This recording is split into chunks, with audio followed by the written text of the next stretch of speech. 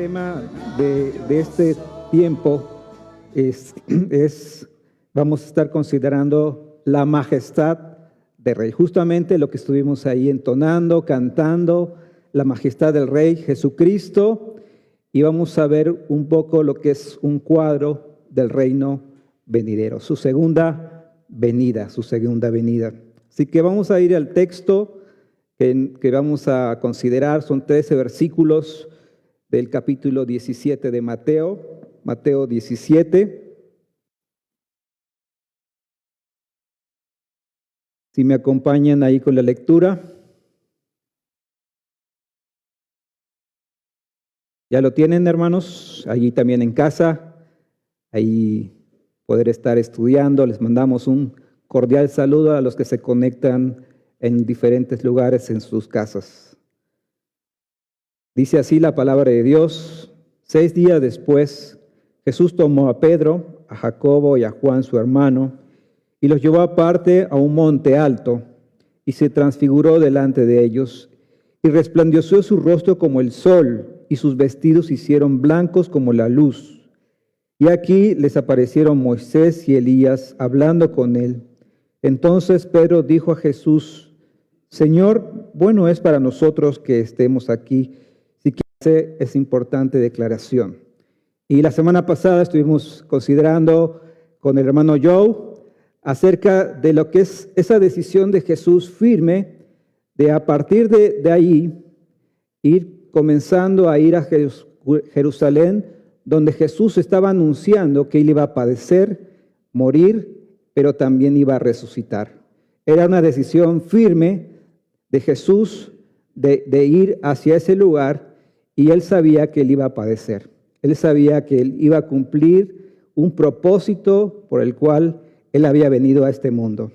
Y él lo sabía y estaba preparando a sus discípulos. Bien, así hicimos un pequeño resumen de lo que hemos estado considerando este tiempo en las prédicas de los domingos, y espero que allí tú también, de manera personal, en tu estudio, estés ahí conociendo más acerca de lo que es la misión de Jesús y ahí preparando también a sus discípulos.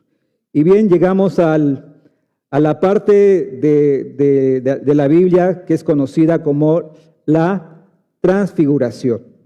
La transfiguración es, ahí Jesús va mostrando su majestad, su gloria.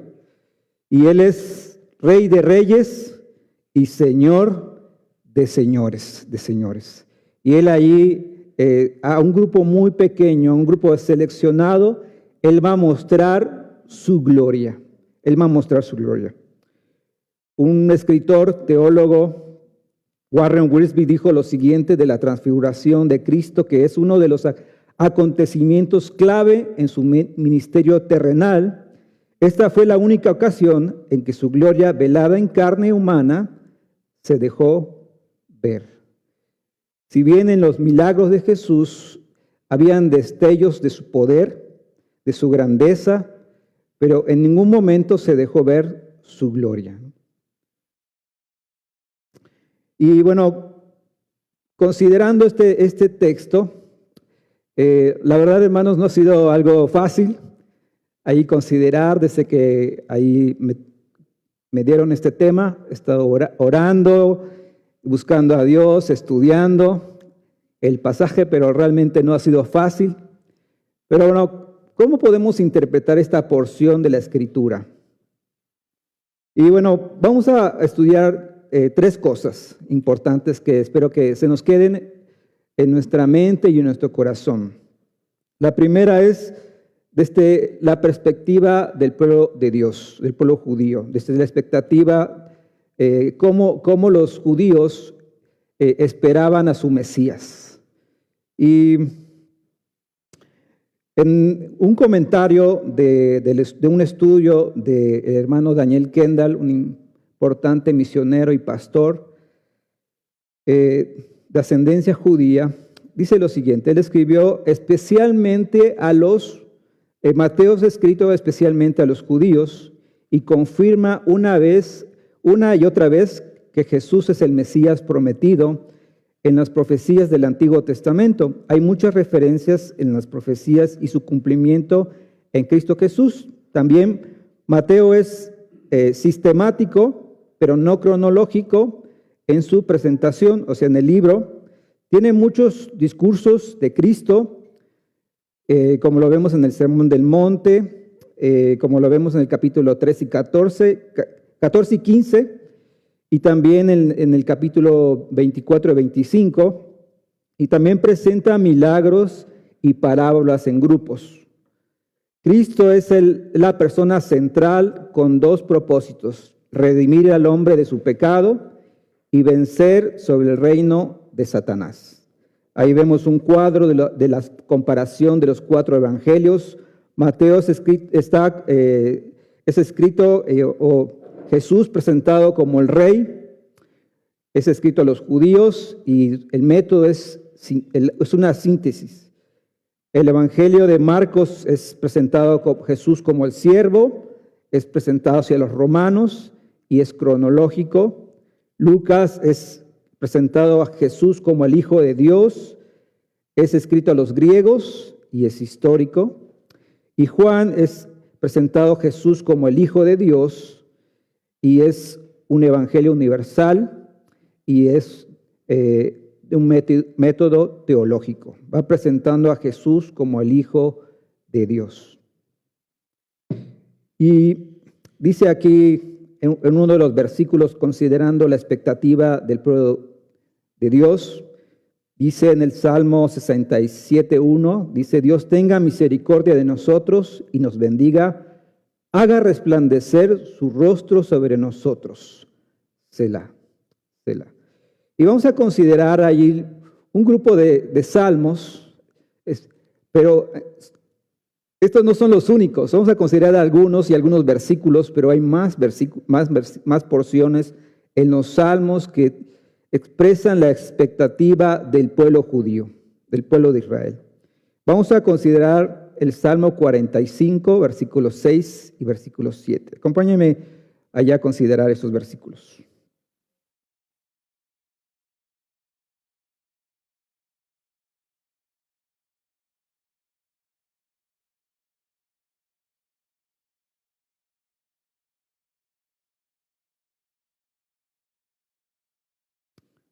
Dice: Tu trono, Dios, es eterno y para siempre. Cetro de justicia es el cetro de tu reino. Has amado la justicia y aborrecido la maldad. Por tanto, te ungió Dios, el Dios tuyo. Ahí tu trono, Dios, es eterno y para siempre. Tu cetro de justicia es cetro de tu reino. Y vamos a considerar el Salmo 67, versículo 1, que ya lo leímos. Y vamos a darle lectura del 1 al 7.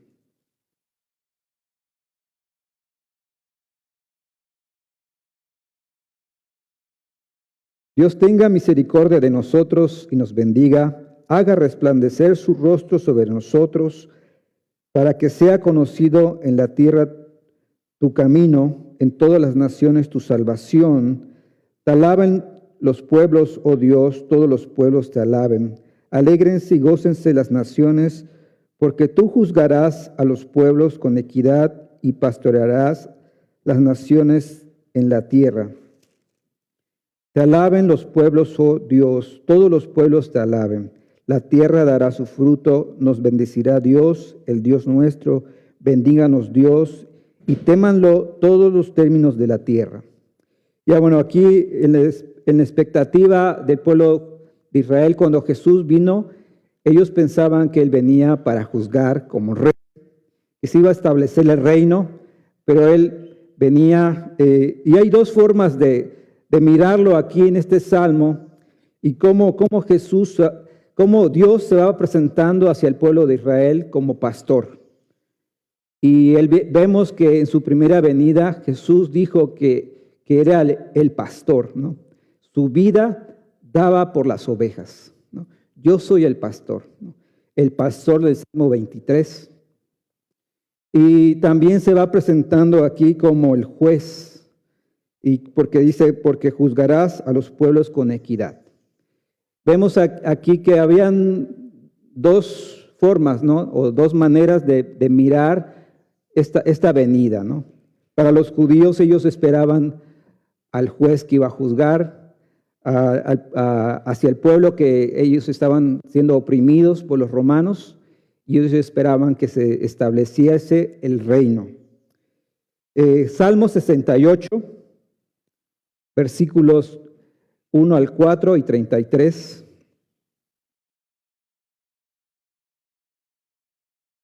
Levántese Dios, sean esparcidos sus enemigos, huyan de su presencia los que le aborrecen, como es lanzado el humo, los lanzarás como la cera delante del fuego. Así perecerán los impíos delante de Dios, mas los justos se alegrarán, se gozarán delante de Dios y saltarán de alegría. Cantad a Dios, cantad salmos a su nombre. Exaltad al que cabalga sobre los cielos. Jehová es su nombre. Alegraos delante de él. Alegraos delante de él. Y versículo 33. Al que cabalga sobre los cielos, de los cielos, que son desde la antigüedad, he aquí dará su voz, poderosa voz, ¿no? Poderosa voz. Esa era la expectativa del pueblo de Israel, como ellos esperaban al Mesías como rey. Salmo 80, y vamos a leer algunos versículos del Salmo 80.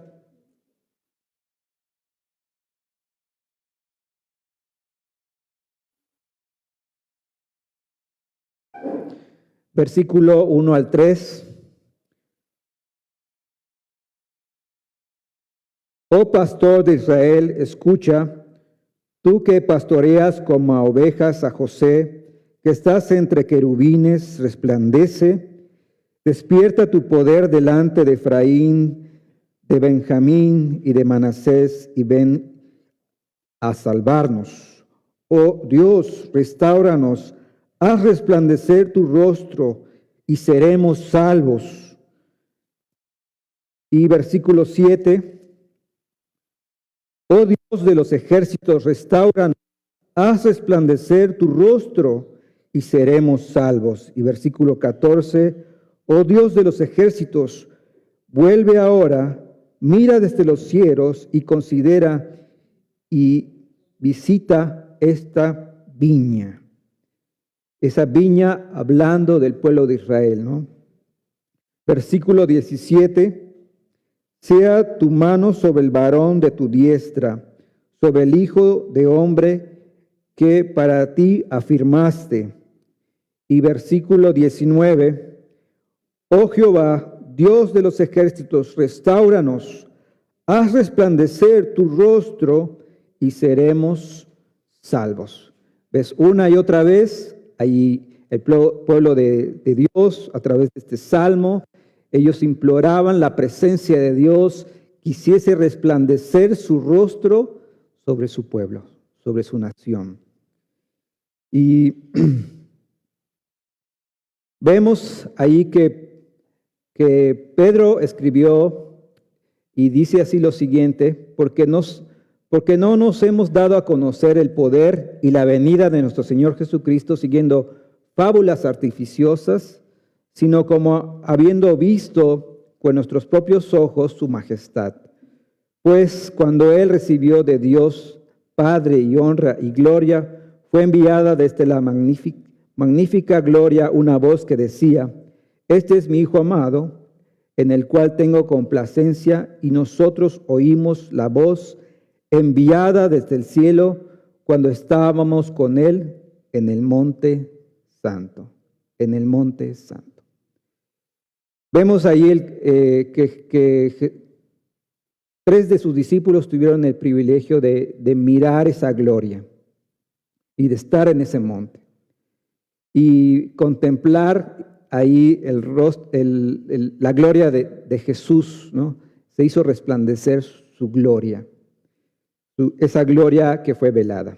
Y este es uno de los puntos ahí que vemos, que vamos a considerar en este tiempo, en esta mañana, sobre cómo el pueblo era la expectativa del pueblo de Dios sobre el Mesías, cómo ellos esperaban a ese Mesías. Y vemos que él vino en primer lugar como cordero, ¿no? Se describe allá en Isaías que iba a ser un cordero. Y posteriormente él va a venir como el león de la tribu de Judá. También hay profecías acerca de eso.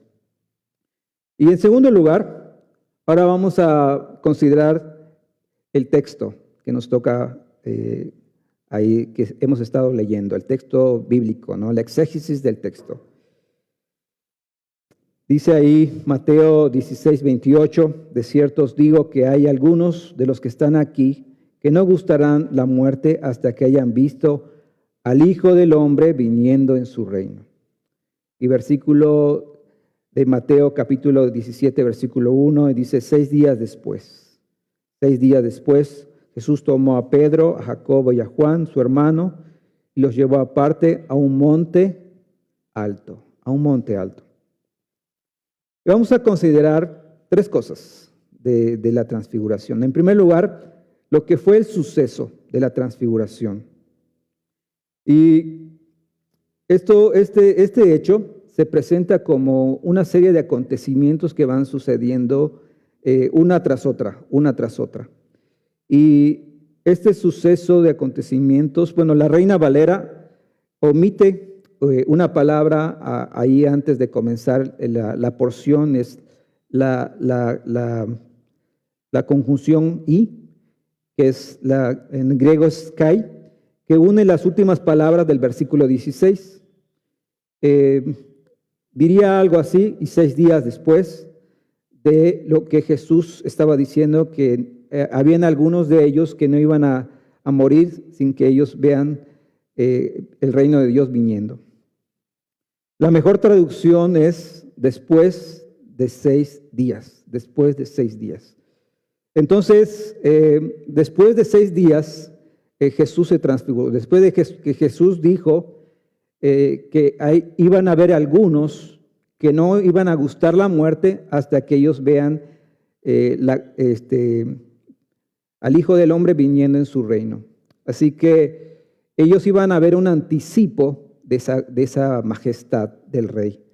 Y entonces pasó esto 6 días después de esta importante declaración. Y bueno, ¿quiénes participan? Son 3 de sus discípulos que Jesús escoge ahí, Pedro, Jacobo y Juan, su hermano.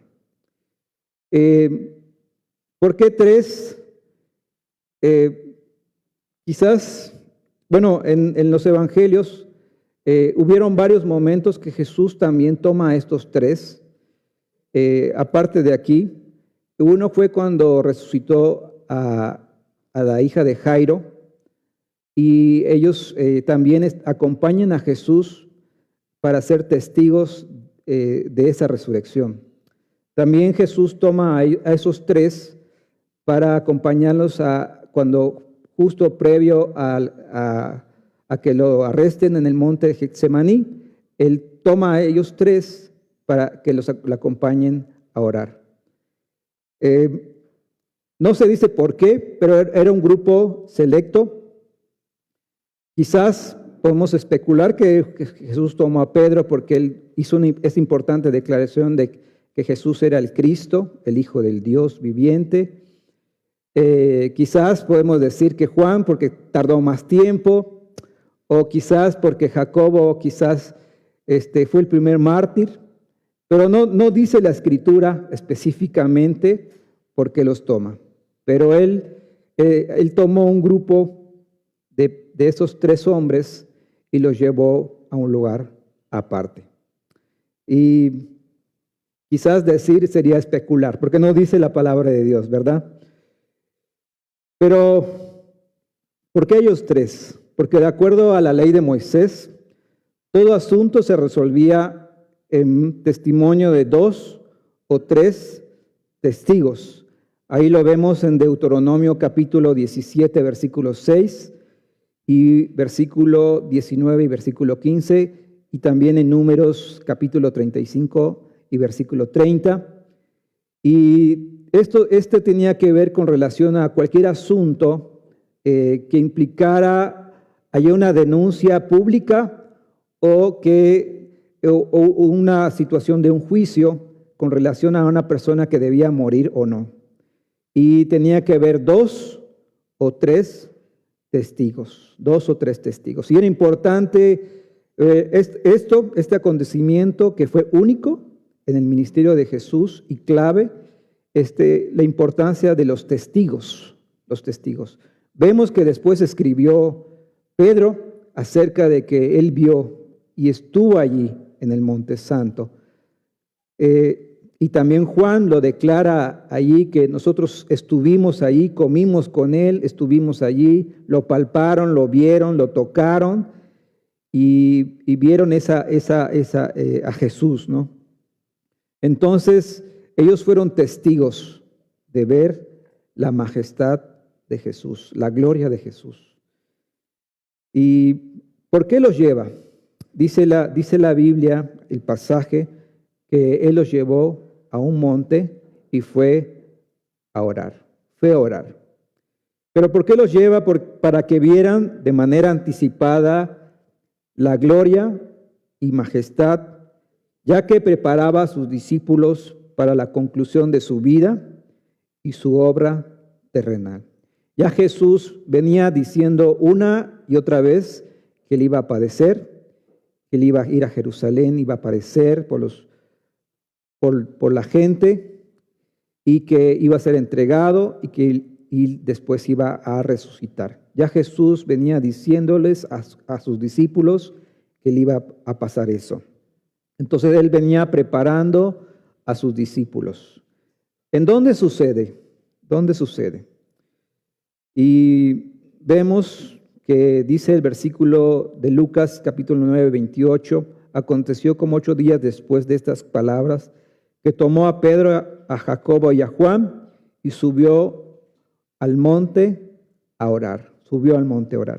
Marcos capítulo 9, versículo 2 dice que fue un monte alto, y en Lucas capítulo 9, 28 dice que fue un monte. Bueno, ¿cuál monte? Hay algunos que comentan y hay...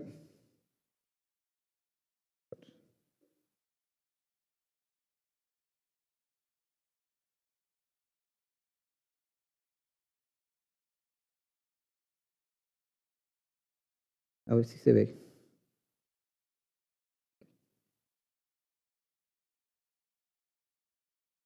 Ahí vimos en primer lugar Jerusalén, Capernaum, el monte Tabor. Vemos que, bueno, ellos estaban en la región de Cesarea, cuando es importante declaración, y es en la parte de arriba, 22 kilómetros más arriba, está el monte Hermón. Más o menos hay dos o tres lugares posibles donde fue la transfiguración. Unos dicen que es el monte Tabor, que está a 575 metros a nivel del mar. Está cerca de Capernaum, a 17 kilómetros. Y algunos comentan que es allí donde fue la transfiguración. Otros dicen que es el monte Hermón, que el monte Hermón tiene una altura de 2.800 metros al nivel del mar. Está a 22 kilómetros al norte de Cesarea de Filipo. También esa parte o esa región es conocida como las alturas del Golán o el monte de Basán. Es el límite de 3 países ocupados por Israel, Siria y Líbano. Entonces es un importante lugar. Hay un salmo, el Salmo 68, versículo 15 al 18, que dice lo siguiente: Cuando esparció al Omnipotente y los reyes allí, fue como si hubiese nevado en el monte Salmón, también se refiere al monte Hermón. Monte de Dios es el monte de Basán, monte alto el de Basán. ¿Por qué observáis, oh montes altos, al monte que deseó Dios para su morada? Ciertamente Jehová habitará en él para siempre. Los carros de Dios se cuentan por veintenas de millares. El Señor viene del Sinaí a su santuario. Subiste a lo alto, cautivaste la cautividad, tomaste dones para los hombres. Bueno, esa parte del monte Hermón es una zona de continuo nieve, es una zona de deshielos, y bueno, es por eso que Cesarea de Filipos hay lugares donde hay zonas zonas termales, zonas muy bonitas de aguas, y es un lugar también de donde nace el río Jordán. Y bueno, aquí hay también una descripción de algunos de los montes importantes. El monte Sinaí, donde Dios se reveló a Moisés, y también el monte Salmón o el monte de Basán, es esa región del monte Hermón. Y dice ahí, hay una serie de preguntas. ¿Por qué observáis son montes altos, ahí el monte altos, al monte que deseó Dios para su morada? ¿Cuál es ese monte que deseó Dios para su morada? Es el monte de Sión, es Jerusalén, que está sentada en un monte. Y el monte de Sión no es tan alto como estos montes, como este monte, como el monte Sinaí, o como el monte de Sión, el monte Hermón, no es tan alto, pero ciertamente Él va a habitar en Jerusalén, dice aquí. Otro salmo, hablando acerca y describiendo al monte Hermón, dice: mirad cuán bueno y cuán delicioso es habitar los hermanos juntos en armonía. Es como el buen óleo sobre la cabeza, el cual desciende sobre la barba de Aarón, la barba de Aarón, y baja hasta el borde de sus vestiduras, y como el rocío de Hermón, que desciende sobre los montes de Sión, porque allí envía Jehová bendición y vida eterna. Y bueno, hay otro de los montes. Estos son los que quizás más pueden ser donde fue la transfiguración. Yo me inclino más en uno, otros se inclinan más en otros. Considero que fue quizás en el monte Hermón, pero también está quizás por otros acontecimientos que pasaron después, puede ser que haya sido el otro monte Tabor, ¿no? Sin embargo, fue en un monte alto, dice la Biblia. Fue un monte alto. Y bueno, no solamente los sucesos, el lugar, sino la descripción de la transfiguración. Y dice ahí que se transfiguró delante de ellos, Y esta palabra transfigurar es la palabra metamorfosis o metamorfo. Y tiene dos palabras, se divide en dos palabras. Meta es un cambio, y la raíz de la palabra morfe, que significa figura, forma o apariencia. Mateo va un poquito más allá, un paso más adelante, y va no solamente tocando la apariencia, la forma de la apariencia de la transfiguración, sino toca al hombre interior, a su naturaleza. Entonces la transfiguración expresa la naturaleza de Jesús. Dice ahí: resplandeció su rostro como el sol. Fue un brillo inusual y jamás visto. El mismo Hijo de Hombre se describe en Daniel capítulo 10, versículos 5 y 6, y también en Apocalipsis capítulo 1, versículo 13 al 15. Y me gustaría después, si alguien está interesado en los apuntes o en el comentario, si no alcanzas a escribir, me gustaría ahí poder compartirlo, ¿no? Sé que hay mucha información, muchos versículos, no los vamos a leer todos, pero si hay alguno que esté interesado, me dice y le comparto el archivo, ¿sale? Porque sí es mucha información, ahí no vamos a leer estos versículos, pero busca Daniel capítulo 10, versículos 5 al 6 y Apocalipsis 1, versículo 13 al 15, y vas a ver esa descripción del Hijo de Dios, ¿no? De su gloria, de su esplendor, de cómo Él es el Hijo del Hombre, ¿no?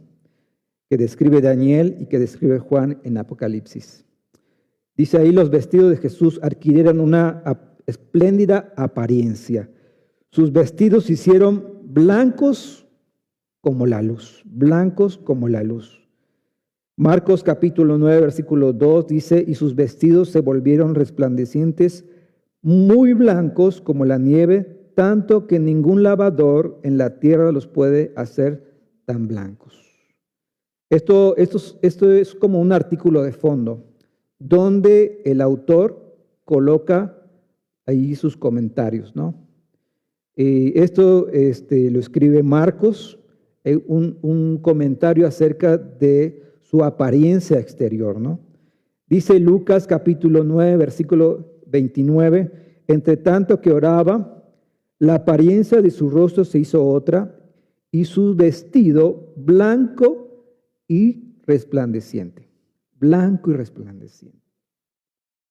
Dice John Vernon McGee, él es un hermano que comparte la Biblia, hay un ministerio que se llama A Través de la Biblia, y habla acerca de la transfiguración en Marcos capítulo 9, versículo 3, y dice lo siguiente: la transfiguración consistió en manifestar la verdadera naturaleza de Dios hombre, retirando el velo que normalmente ocultaba su gloria. Por unos instantes dejó traslucir aquella majestad y gloria que le eran propias. Desde ese punto de vista, lo realmente milagroso no fue la transfiguración, sino el hecho de velar su gloria durante su ministerio terrenal entre los hombres, para que su obra fuese posible, para que su obra fuese posible. Bueno, y esto concuerda también con lo que escribe Pablo en Filipenses capítulo 2 acerca de Jesús, que se despojó a sí mismo, ¿no? También aparecieron ahí en el versículo 3 y versículo 4 de Mateo 17, que aparecieron Moisés y Elías, dos importantes personajes dentro de la historia del pueblo hebreo. Uno recibió la ley, sacó al pueblo de Israel de la esclavitud de Egipto. Moisés es la personificación de la ley de Dios, y Elías, un importante y grande profeta de Dios, Dios lo usó grandemente, y ellos dos representan la ley y los profetas. Lo vemos ahí en Romanos 3, versículo 21. El evangelista Lucas dice que el tema de la conversación entre Moisés y Elías era su partida que iba a pasar en Jerusalén. Es decir, lo que le iba a suceder de su muerte y su resurrección. Esto deja traslucir algunas cosas importantes al aparecerse Moisés y Elías. Uno es que hay vida más allá de la muerte. Hay vida más allá de la muerte. Estos personajes, bueno, uno sí murió y el otro lo vemos que fue arrebatado, ¿no? Fue arrebatado en carros de fuego y fue llevado sin morir a la presencia de Dios. Hay una de las preguntas ahí en el Antiguo Testamento, quizás es la pregunta del hombre. En Job capítulo 14, versículo 14 dice lo siguiente: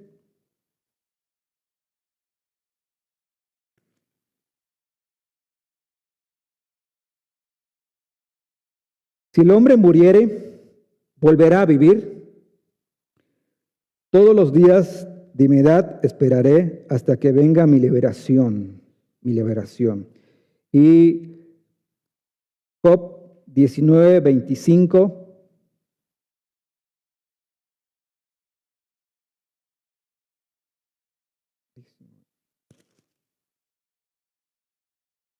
Yo sé que mi Redentor vive, y al fin me levantaré sobre el polvo, y después de deshecha esta mi piel, en mi carne he de ver a Dios, el cual veré por mí mismo, y mis ojos lo verán, y no otro, aunque mi corazón desfallece dentro de mí. Esta es una de las preguntas en la antigüedad, y también nuestra, y en los tiempos de Jesús, si en relación a la resurrección.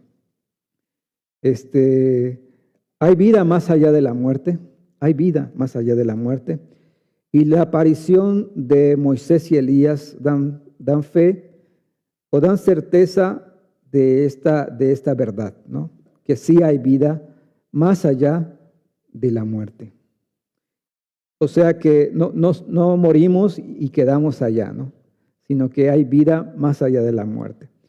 La vida más allá de la muerte es consciente porque ellos hablaban con Jesús acerca de lo que le iba a acontecer, de su partida. También confirman la realidad de un reino futuro. Mateo 18:27. Moisés y Elías también son testigos de la fidelidad de Dios, ¿no? Porque Dios le prometió que un día él iba a estar en la tierra prometida. Él en vida no pudo entrar a la tierra prometida, él lo vio de lejos, pero un día aquí él estuvo en esa tierra prometida, ¿no? Con un cuerpo glorificado. Ellos confirman la persona y el mensaje del Mesías. Qué importante la aparición de estos dos, Moisés y Elías. También mientras aún hablaban, una nube los cubrió. También escucharon una voz y hubo un mensaje. Bueno, dice que fue una nube que los cubrió. Y ellos entendían que, o el pueblo de Israel entendía que la nube representaba o era la presencia de Dios en medio de su pueblo. Lo vieron cuando ellos levantaron el tabernáculo y la nube que iba en medio del pueblo, ellos sabían que era la presencia de Dios. Y también cuando hicieron la inauguración del templo, hubo una nube que llenó el templo y la presencia de Dios estaba ahí en medio de su pueblo. Entonces ellos entendían que era la presencia de Dios en medio de ellos, cuando ellos vieron esa nube. Una nube de luz los cubrió. También hubo una voz desde el cielo. Y sabes, en el ministerio de Jesús hubo 3 ocasiones en que esa voz se dejó escuchar. Una fue cuando en su presentación, cuando lo bautizaron a Jesús, vino esa voz desde el cielo que dijo: este es mi Hijo amado. También en el momento de la transfiguración y casi al final de su ministerio, la gente escuchó la voz de Dios, escuchó la voz de Dios. Y esa voz era además la confirmación de que Jesús era el Mesías a sus discípulos. Ahora, ¿qué decía esa voz? Esa voz tenía un mensaje. Y ese mensaje era: este es mi Hijo amado. Algunos comentaristas separan Hijo amado como un título. Este es mi Hijo, del Salmo 2, versículo 7. Y el amado como un título de Jesús, el Hijo amado. Y dice ahí: en quien tengo complacencia. Isaías capítulo 42, versículo 1. Eso sí, vamos a buscarlo. Isaías 42, versículo 1.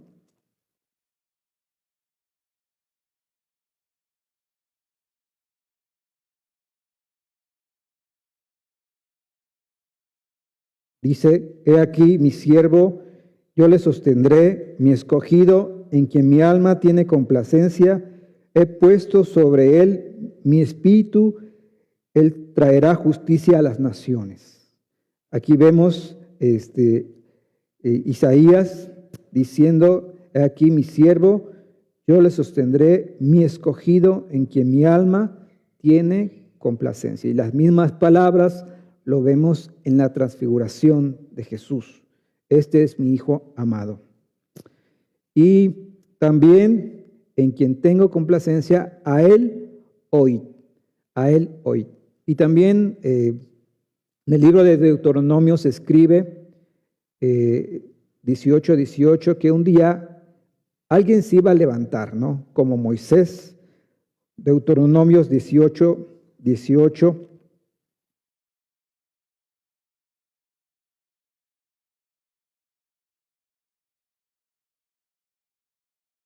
Dice, profeta les levantaré de medio de sus hermanos como tú, y pondré mis palabras en su boca, y él les hablará todo lo que yo le mandare. Mas a cualquiera que no oyere mis palabras que él hablare en mi nombre, yo le pediré cuenta.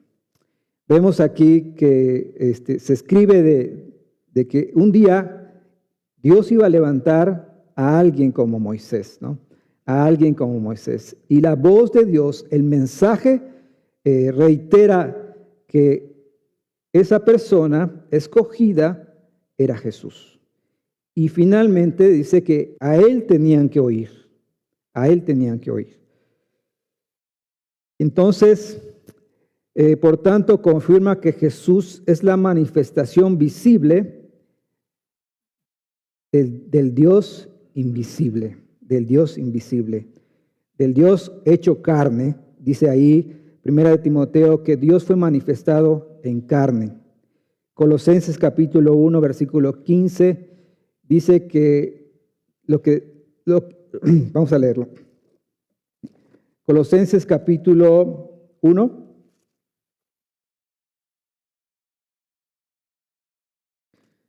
versículo 15. Que es la imagen del Dios invisible, el primogénito de toda creación, el primogénito de toda creación.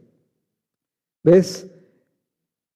Y bueno, ya vimos un poquito de la exégesis del pasaje, quizás hay mucho más, pero vemos los sucesos, vemos el lugar y vimos allí un poquito de lo que es la descripción de la transfiguración. Y otra de las cosas importantes para poder considerar este texto es alguna de las cosas de lo que son los eventos futuros, la escatología, ¿no? Que menciona Mateo capítulo 17. Y bueno, ¿qué es Vamos a hablar acerca de la segunda venida.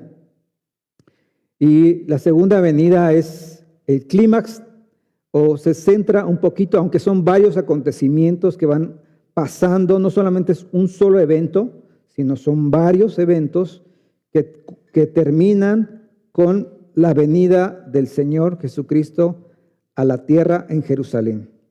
Y entonces es el clímax de la batalla de Armagedón. El Señor regresará a la tierra para juzgar y reinar.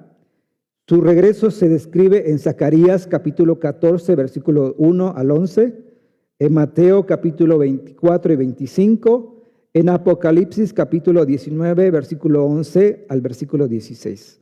Ahí se describe el regreso del Señor, ¿no?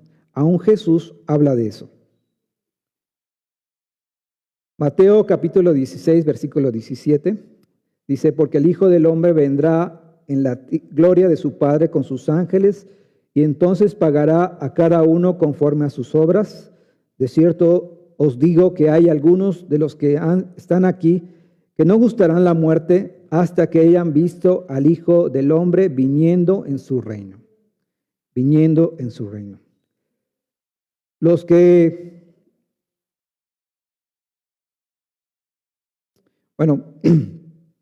Aquí hay primeramente, aquí hay dos acontecimientos que son futuros. Uno iba a pasar, que es la transfiguración, pero Jesús también habla acerca de un futuro regreso de Él, viniendo en la gloria de su Padre con los ángeles, ¿no? Ahora quisiera compartir algunas bases de interpretación.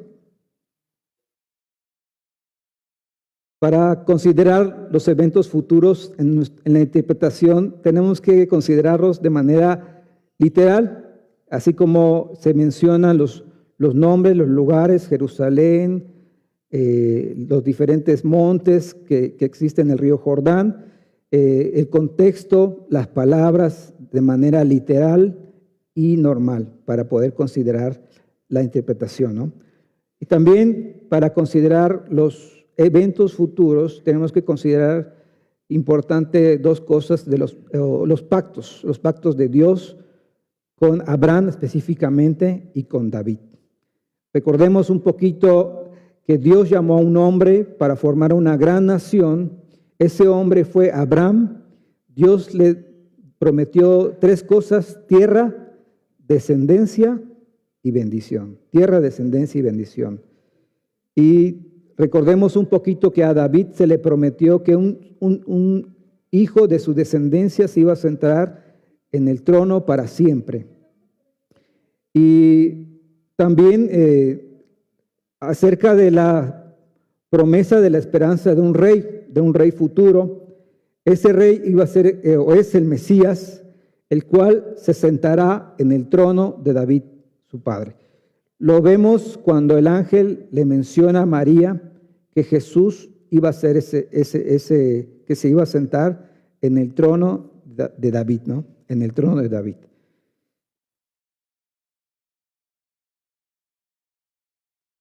Y también una base de interpretación también es considerar la esperanza, cómo el pueblo de Israel tenía la esperanza de un reino futuro milenial, donde Jesús iba a reinar o va a reinar por 1000 años.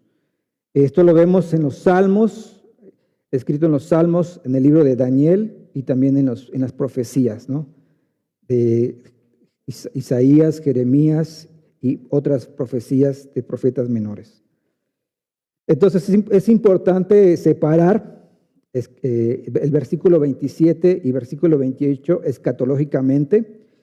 El versículo 27 anuncia el establecimiento de su reino a raíz de su segunda venida.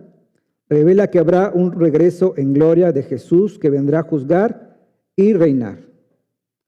Y el versículo 28 nos revela los planes. La transfiguración confirma la realidad de un futuro reino y confirma a Jesús como el Mesías. ¿Sí? ¿Sí estamos ahí entendiendo?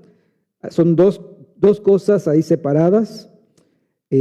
Uno anuncia el establecimiento de su reino en el futuro, todavía no acontece todavía esto, y lo otro, el versículo 28, revela los planes, o sea, la transfiguración, que pasó con 6 días después.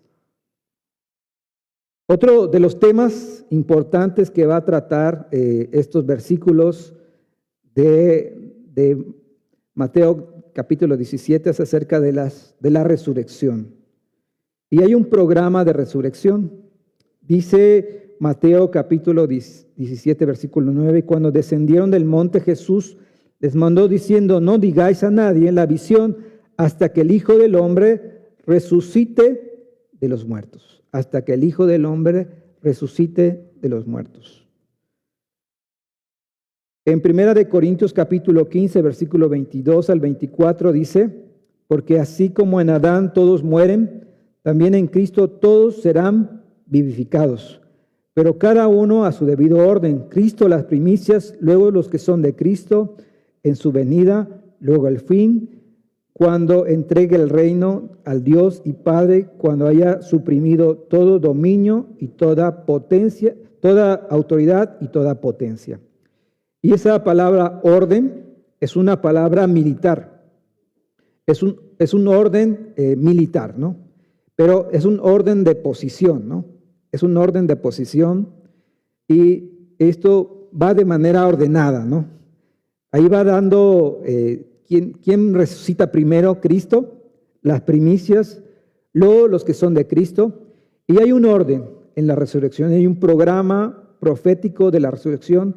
Y este es quizás un orden con algunos versículos, muchos versículos. Jesucristo, Salmo 16, 1 Corintios 15, Colosenses capítulo 1, versículo 18, 1 Corintios 15, 3, cuando dice, primeramente yo escribí esto, que Cristo murió conforme a las Escrituras y que resucitó conforme a las Escrituras. Y la iglesia, 1 Tesalonicenses 4, 13 al 18, 1 Corintios 15, 51 al 58, 1 Juan 3, 2, los santos del Antiguo Testamento, Job 19, 25 al 26, Daniel capítulo 12, versículo 1, Isaías 26, 19 al 21, los santos de la tribulación, Apocalipsis 20, 4 al 5, los santos del milenio, Isaías 65, 20, Apocalipsis 26, los impíos, la última resurrección, Daniel capítulo 12, versículo 2, Judas 1, 23 y Apocalipsis 20, 11 al 15. Ese es un programa de las resurrecciones. Quizás de las primicias, cuando Jesús resucitó, hubieron personas que resucitaron y fueron dice que a la ciudad santa, a Jerusalén, y se aparecieron a muchos, ¿no? Entonces Cristo resucitó, pero también en ese mismo tiempo resucitaron varios, ¿no? Que se aparecieron a muchas personas. También algo que habla este texto, al final habla acerca de las profecías también, y habla acerca de Elías, de una pregunta que tuvieron los discípulos de Elías, que Elías viene primero, ¿no? Entonces sus discípulos le preguntaron diciendo, ¿por qué pues dicen los escribas que es necesario que Elías venga primero? Vemos en Malaquías capítulo 4, versículos 5 y 6. He aquí, yo envío al profeta Elías antes que venga el día de Jehová, grande y terrible. Él hará volver el corazón de los pobres, de los padres a los hijos, y el corazón de los hijos hacia los padres. No sea que yo venga y hiera la tierra con maldición. Esto fue 400 años antes del nacimiento de Juan el Bautista. Y en Lucas capítulo 1, versículo 16, vemos el cumplimiento, el anuncio del ángel Gabriel al sacerdote Zacarías. Y dice ahí, y hará que muchos de los hijos de Israel se conviertan al Señor, Dios de ellos, e irá delante de él con espíritu y con el poder de Elías, para hacer volver los corazones de los padres a los hijos y los rebeldes a la prudencia de los justos, para preparar al Señor un pueblo bien dispuesto.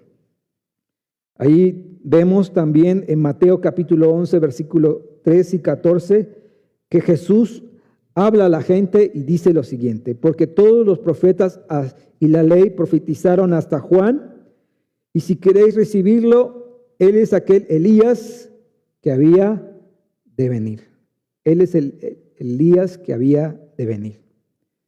Entonces, en Mateo capítulo 17, versículo 11, respondiendo Jesús les dijo, a la verdad, Elías viene primero y restaurará todas las cosas. Mas os digo que Elías ya vino y no le conocieron, sino que hicieron con él todo lo que quisieron. Así también el Hijo del Hombre padecerá de ellos. Entonces los discípulos comprendieron que les había hablado de Juan el Bautista. De Juan el Bautista. Y sabes, la palabra de Dios tiene este sello. La palabra de Dios siempre se cumple. Siempre se cumple. Las promesas de Dios siempre se cumplen, ¿no? Y aún hablando de las profecías, siempre se cumplen. Y también hablando acerca de la palabra de Dios, la palabra de Dios se responde a sí misma.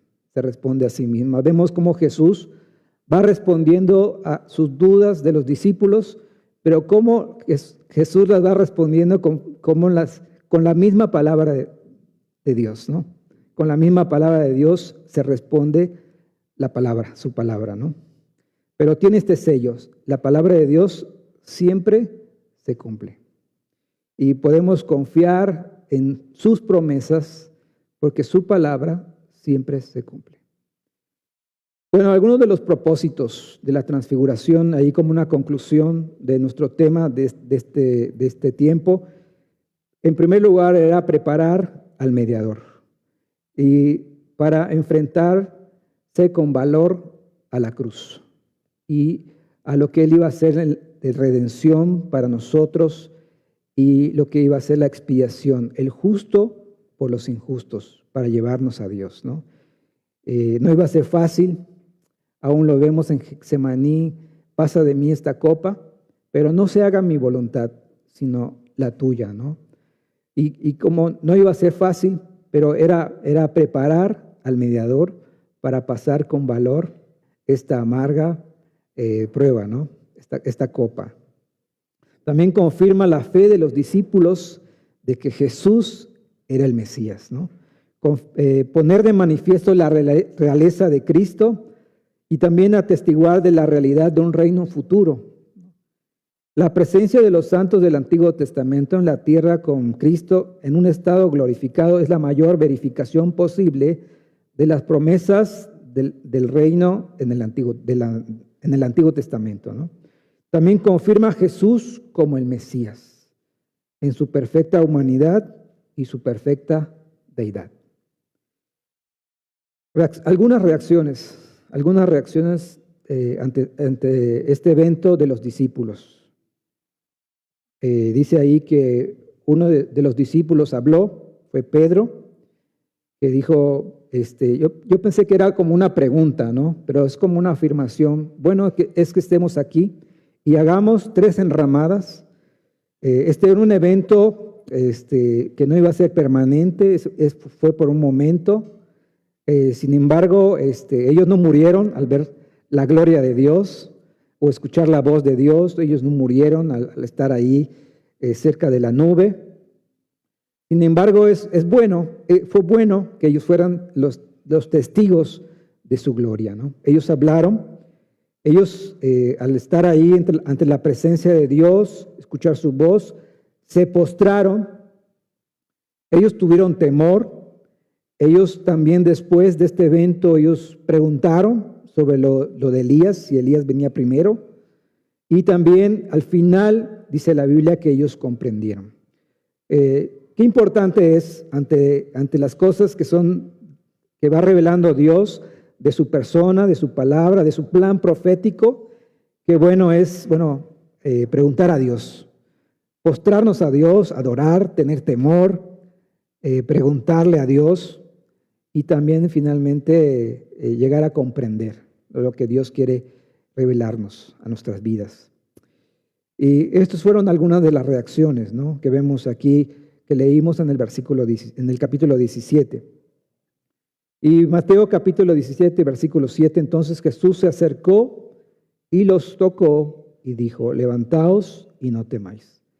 Y ante esto, quise dejar este versículo al final como una conclusión para aplicación a nosotros, porque qué importante cómo Jesús tuvo gracia, misericordia y amor para con sus discípulos. Gracia, dice, porque se acercó. Misericordia porque los tocó. Y amor porque les habló. Y yo creo que ha sido así para nosotros.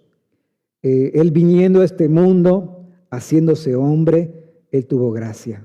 Se despojó a sí mismo, se hizo hombre, y estando en la condición de hombre, Él murió en esa cruz. Y tuvo misericordia.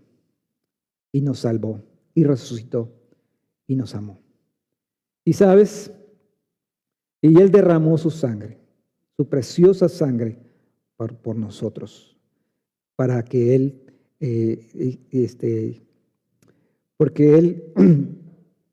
para acercarnos a Él, ¿no? Pero Él se acercó, los tocó y les habló. Y yo creo que en nuestra vida, en un momento, Él tuvo gracia de nosotros, misericordia y amor, ¿no? Y amor. Mateo entonces dice, levantaos y no temáis. Yo creo que una de las reacciones ante ese mensaje de amor, de misericordia y de gracia debe ser nuestra respuesta, obediencia. Levantaos y no temáis. Levantaos y no temáis. Ahora te voy a decir otra de las aplicaciones, quizás, dice ahí Mateo 17:9, cuando descendieron del monte, Jesús les mandó diciendo, no digáis a nadie la visión hasta que el Hijo del Hombre resucite de los muertos. ¿Ellos obedecieron esto que Jesús les dijo, hermanos? No dijeron hasta que resucitó, ¿no? Entonces sí obedecieron. Entonces, ahora nosotros, Jesús ya resucitó, ¿verdad? ¿Ya resucitó Jesús? Creemos que sí, ¿verdad? Nuestra fe está puesta en esa verdad que Jesús ya resucitó de los muertos y creemos en eso.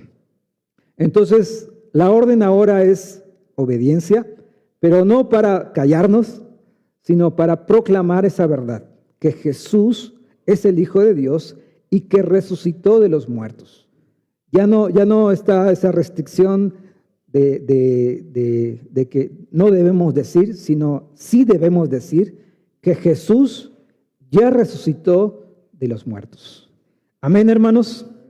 Debemos obedecer, hermanos, a proclamar de que Jesús murió por nosotros, de que resucitó y que un día volverá por nosotros. Amén. Vamos a orar. Señor, gracias te damos en esta hora por tu palabra. Ayúdanos a proclamar tu verdad con valor. Ayúdanos a proclamar tu gracia, tu misericordia y tu amor hacia personas que vamos conociendo. Ayúdanos a proclamarlo con nuestra vida. Ayúdanos a proclamarlo con tu palabra. Y creemos que tú resucitaste entre los muertos. Creemos que tú eres el Hijo de Dios, que un día vas a volver por tu pueblo y también por la iglesia, y también un día vas a cumplir las promesas a tu pueblo escogido, Israel. Sabemos que un día vas a regresar y vas a cumplir cada una de las promesas que tú le has dado a tu pueblo, y oramos por eso. Gracias te damos por este tiempo en el nombre de Jesús. Amén. Dios les bendiga, hermanos.